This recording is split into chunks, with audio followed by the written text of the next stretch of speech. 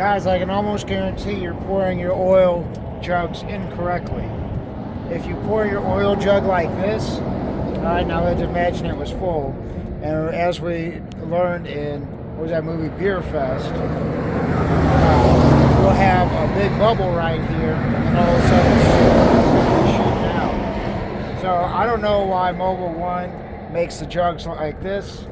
A lot of them have the handle on this side, which makes way more sense, but you're actually supposed to pour it like this, or like to the side, with the highest point of the jug should be spout.